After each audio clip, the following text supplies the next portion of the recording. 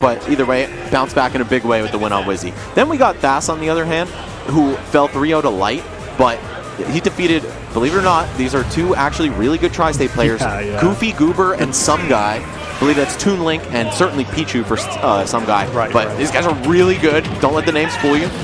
And now they're squaring off against each other. This is a kind of a defining set for these guys' tournament runs. Definitely. It's going to be huge to see who gets to represent Team Hero a little further along in the bracket.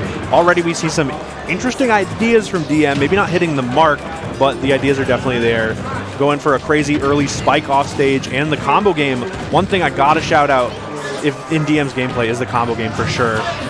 We see so many Nair loops, early combos. It's going to be hard to do it on Fox specifically, but the combo routes can definitely change. DM's got them all planned out.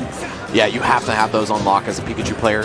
Kind of cut from the same cloth as Sheik, where what you lack in raw power, you make up for in fantastic neutral and reliable combos. Right. But, of course, you're also very light, and Fox loves fighting against opponents like that.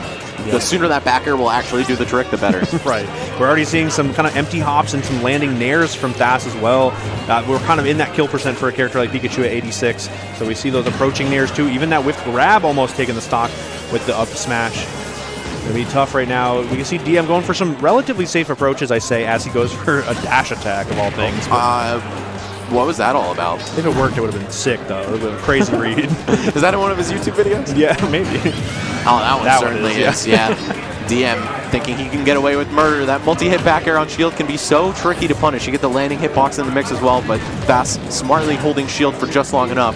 Now it's DM's turn to maybe get an edge guard going. All right, backs up perfectly for that. And I thought we were going to see Thunder. I thought so too. I think that's probably why we saw the shine. It ended up working out anyway. Early air dodge from DM does end up finding the ground and then also finding some dash attacks from Fox as well. Shine into roll is actually smart. Canceled it right there as well. I like all this technology we're seeing from Thass in this matchup. Yeah, once you shine a projectile, you're effectively in the shield state, so you can do anything you do out of shield. Roll, spot dodge, and jump. Actually, can you grab out of that state as well? I guess you could, right? Theoretically, or up smash. I'm not 100% sure, but typically you'll see the roll, jump, spot dodge trio. Either way, Thass still hanging on to a pretty solid lead here. DM bleeding out on the second stock. Yeah, we did see a nice edge guard there from DM on that stock. The Fox Classic side special kind of getting punished, or any recovery really getting punished with a Pikachu down here is usually what you'd expect in the matchup. Right there, we see the forward air to set it up, but wow, faded right through DM, and the down smash is a really creative punish there as well. The glide at the end of that side B actually mixing DM up. Typically, you'll just travel that set distance and stop, but I believe similar to a shorten, you can almost like lengthen Fox's side B and kind of do that. It's a very tricky input, though. Okay, nice little throw combo. No big follow-up, but does try and trade him. Unfortunately, one small misstep and the shield comes up. You will see that dash attack from Thass. Going to get a pretty nice lead here to work with. DM trying to slow it down a little bit with the T-jolts. See if we can make something happen. All right, a little scramble here. Both players running back and forth, approaching with shield. You can tell the tensions are starting to get high. Wow, excellent SDI, if that's even what it was, on the part of Thass, avoiding the finisher on the down smash and hanging on just a little longer. It's also just a little bit of Fox's properties at work, too, for sure. Down here, not going to connect. Really good angle from Thass as well. Going to try and get some damage on this stock, but DM's playing so elusive right now, it's kind of hard to find those openings. DM sneaking in the grab. Going to go for a down throw into forward air. Kind of working out right there.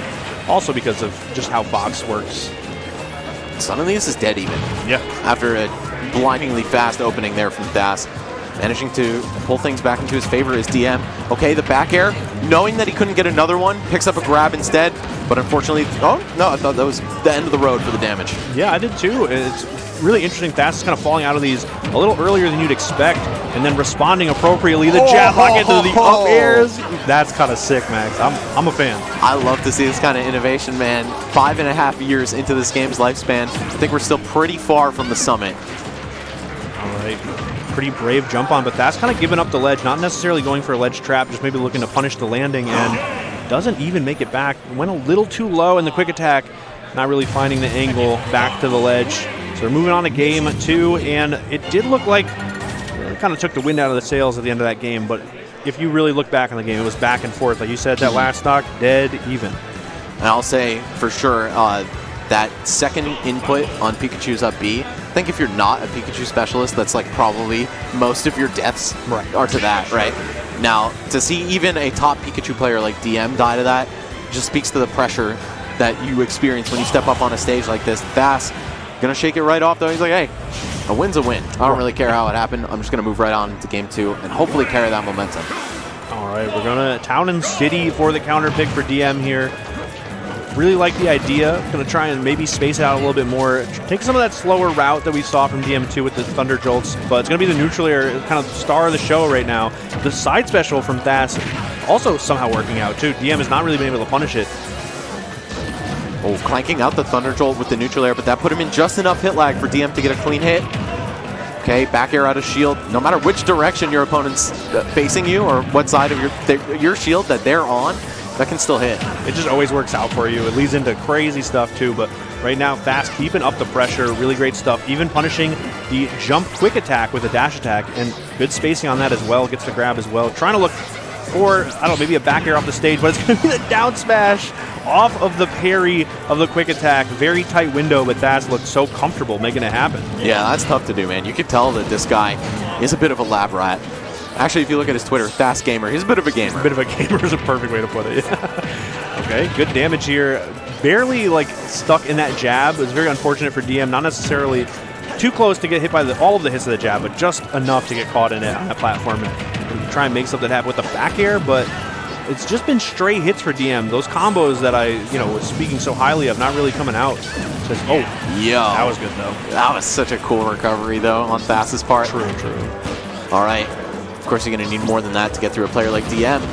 And Thass clearly has what it takes. He took game 1. He's been up for the majority of this one.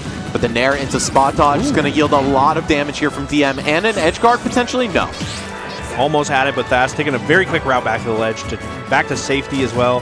The roll in here at the ledge is going to be Thass with the throw for some stage control. Not really doing too much at the ledge, but Thass is getting a lot of mileage off of just kind of waiting center stage for something that DM does and then responding accordingly, like we're seeing right here. Yeah, and that response was a forward air into an up air, tons of damage, already pushing DM to the point where the next good hit should take care of him. Yeah, the jump call out right there. I love that too. It's not necessarily a read, but a little bit of a read, a little bit of conditioning, but just exactly what the Thass fans were looking for. Great response, sizable lead right now, and if DM is the one who has to make something happen, it's so much harder because Thass will just hold the shield, wait for those neutral airs, and then punish with a big string. We've seen plenty of up airs, up throw up airs even, just like shades of light, that all of those vertical combos. Hey, if you're a lab rat, part of your training regimen definitely includes some light VOD review, I'd hope.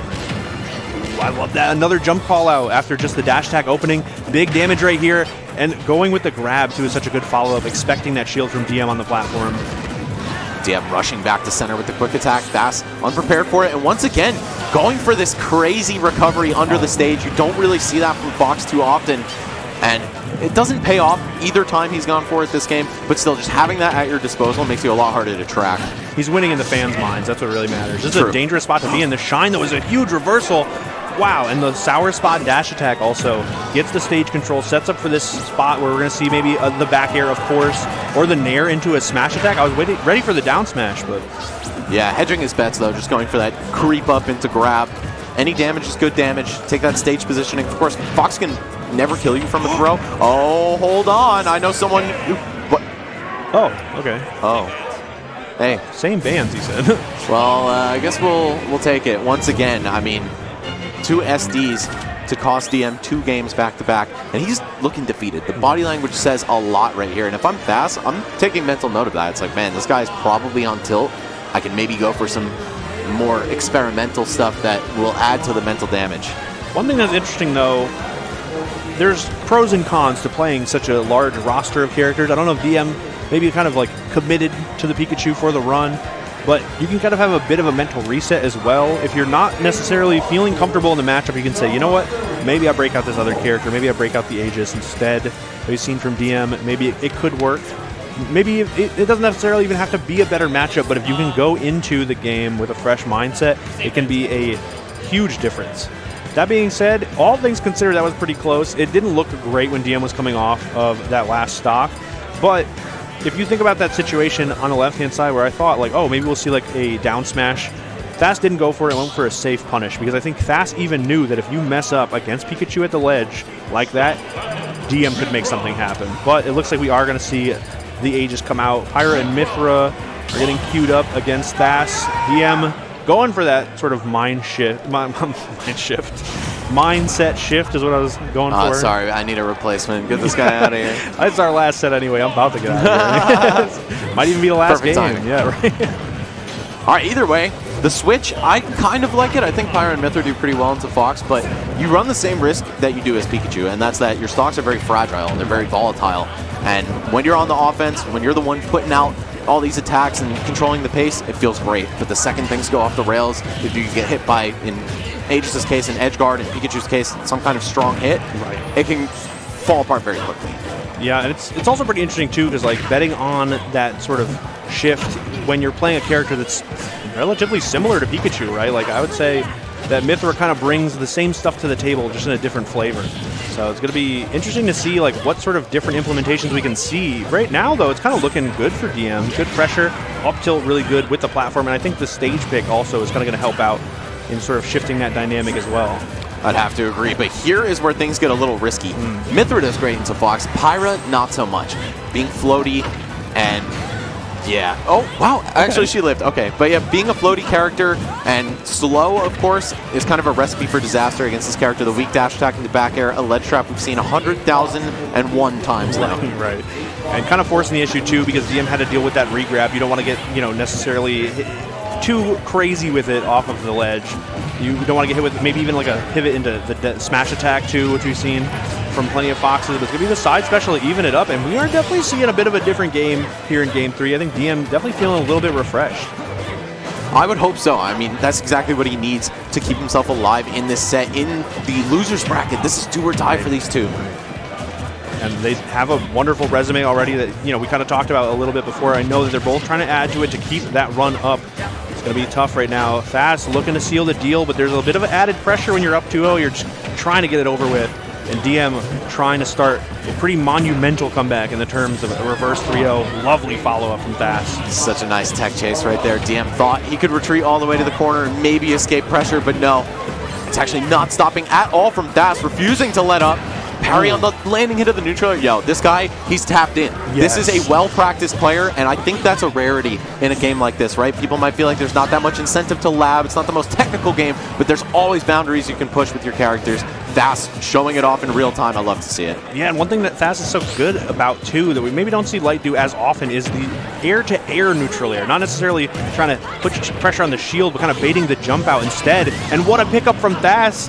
A fair into just a bit of a mess over on the right side. Ends up with DM going down to the last stock. I gotta say, this might be the most creative Fox player I've ever seen, AG. He's got Shades of Light, that shine to escape the combo. That reminded me of Kananabe, but hold on, this is Thass. This is his own man, his own style. Crushing DM 3-0. Some ferocious edge guards in, 15 seconds back-to-back? Yeah, you just started talking about the most creative Fox because of the last stock, and in the middle of your thought, the other stock got lost too. Wonderful, wonderful improvisation from Thass.